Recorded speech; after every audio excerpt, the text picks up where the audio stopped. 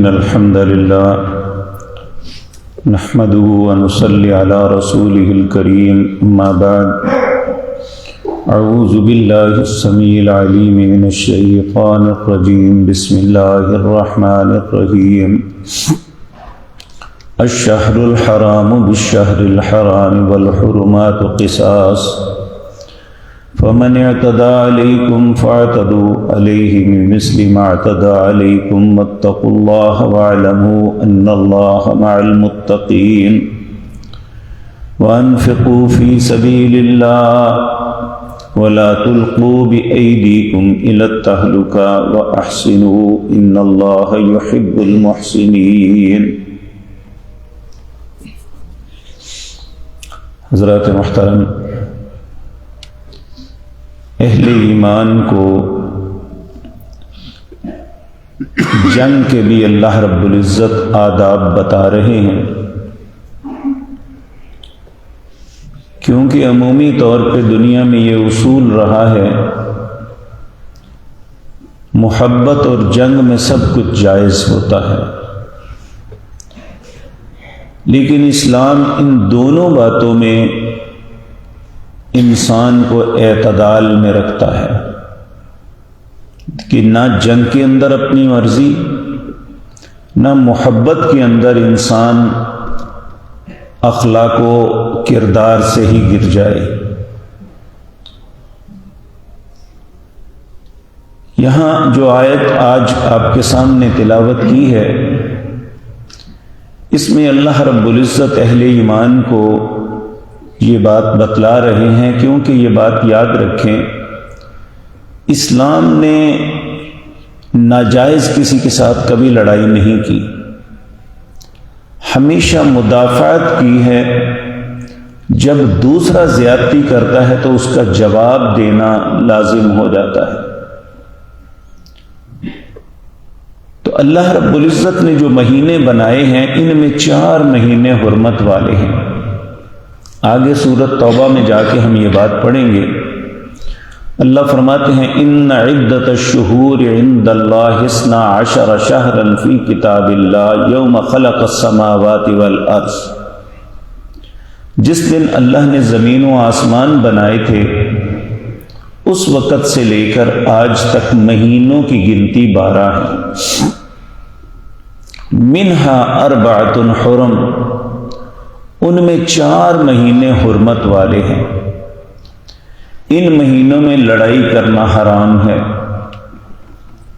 اور زیادتی کرنا، ظلم کرنا، یہ جو باتیں اس زمرے میں آتی ہیں، اللہ نے ان مہینوں میں تو بالکل حرام کر دی ہے کہ جائز بھی کسی سے بدلہ لینا ہو تو نہیں لے سکتے۔ وہ حرمت والے مہینے کون سے ہیں؟ ایک اگلے مہینہ ذی قعد، اس سے اگلا مہینہ ذی الحج، اس سے اگلا مہینہ محرم۔ یہ 3 مہینے پے در پہ ہیں، اور ایک مہینہ رجب، رمضان سے پہلے شعبان آتا ہے، شعبان سے پہلے رجب۔ یہ 4 مہینے اللہ نے حرمت والے بنائے۔ کیوں؟ اس کی حکمت یہ معلوم ہوتی ہے کہ ذی قعد، ذی الحج اور محرم یہ حج کے سفر کے مہینے ہیں۔ انسان حج کے لیے جاتا ہے، واپس پلٹتا ہے تو ان 3 مہینوں کے اندر، تو اس لیے ان کی حرمت بیان کر کے ابراہیم علیہ السلام کے زمانہ مبارک سے لے کر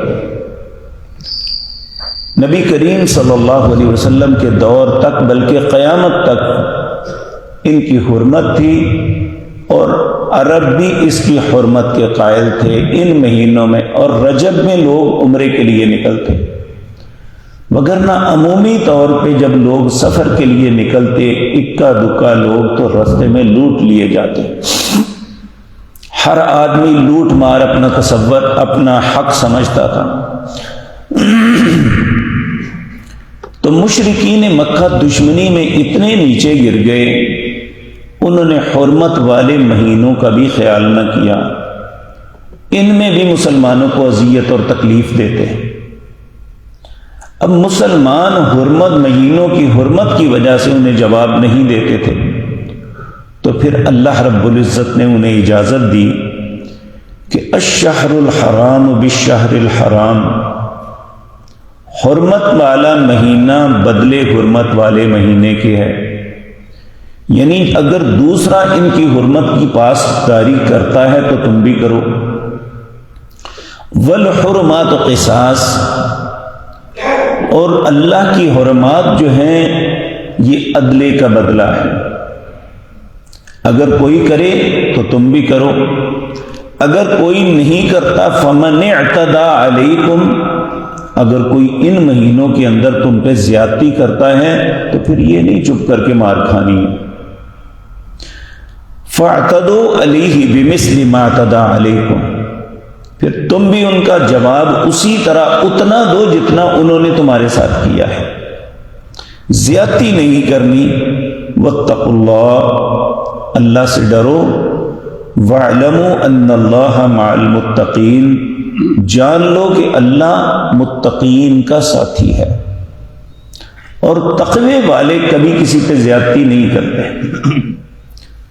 تو اللہ رب العزت نے اہل ایمان کو کہا کہ اگر تمہارے ساتھ ان مہینوں میں بھی زیادتی کریں تو اس کا جواب تم پہ دینا کوئی حرج والی بات نہیں، لیکن اس میں یہ زیادتی نہیں کرنی کہ انہوں نے جو زیادتی کی ہے اس سے بڑھ کے تم ان کے ساتھ کرو، ایسا نہیں کرنا۔ اگلی آیت میں فرمائے وَأَنفِقُوا فِي سَبِيلِ اللَّهِ، اللہ کے راستے میں خرچ کرتے رہا کرو۔ یہ آیت اس وقت اتری نبی کریم صلی اللہ علیہ وسلم جب ہجرت کر کے مدینہ منورہ آئے نا، تو مدینے کے رہنے والے لوگوں نے نبی کریم اور ساتھیوں کی بڑی مدد کی، اسی لیے انہیں انصار کہا جاتا ہے، مددگار۔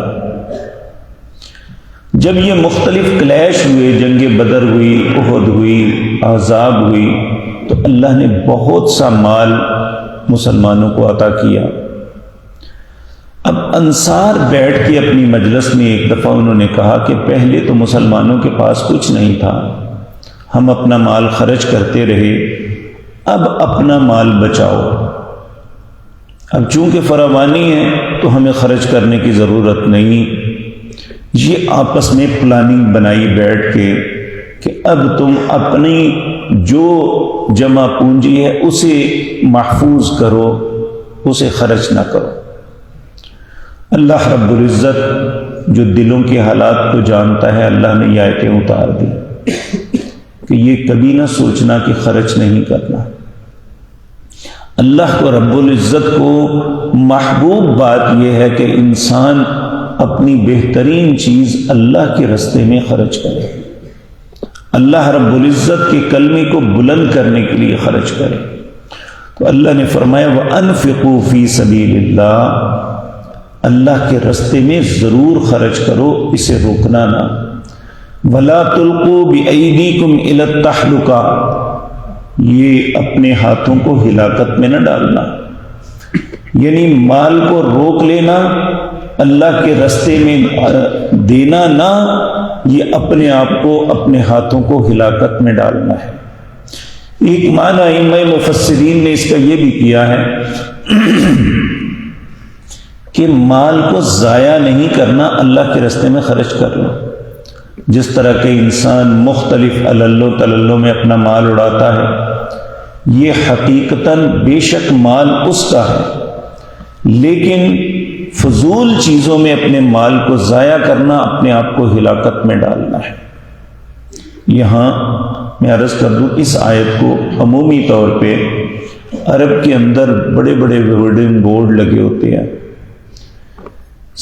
ایک شخص جو سگریٹ نوشی کر رہا ہے تو اس کے آگے یہ آیت لکھی ہوتی ہے وَلَا تُلْقُوا بِأَيْدِيكُمْ إِلَى التَّهْلُكَةِ، اپنے ہاتھوں کو ہلاکت میں نہ ڈالو۔ تو یہ ہر انسان سمجھتا ہے کہ سگریٹ نوشی ایک برا عمل ہے، انسان کی زندگی اس کی صحت کے لیے نقصان دہ ہے، لیکن پھر بھی کرتے ہیں۔ تو یہ آیت ان لوگوں کے لیے بھی ہے جو فضول باتوں میں اپنا مال خرچ کر دیتے ہیں۔ انہیں کہا گیا کہ اللہ کے راستے میں تو خرچ کرو، لیکن ان فضول کاموں کے اندر اپنے مال کو مت خرچ کرو۔ تو اگر کوئی ان معاملے میں خرچ کرتا ہے تو وہ اپنے ہاتھوں کو ہلاکت میں ڈالتا ہے۔ وَأَحْسِنُوا، اچھائی کرو، ان اللہ یحب المحسنین، بے شک اللہ محسنوں کو پسند کرتا ہے۔ اب سوال یہ پیدا ہوتا ہے محسن کون ہے؟ نبی کریم صلی اللہ علیہ وسلم کے پاس ایک مرتبہ جبریل آئے انسان کے روپ میں، انہوں نے 3 باتوں کا سوال کیا، ان میں ایک یہ تھی کہ مل احسان، احسان کیا ہے؟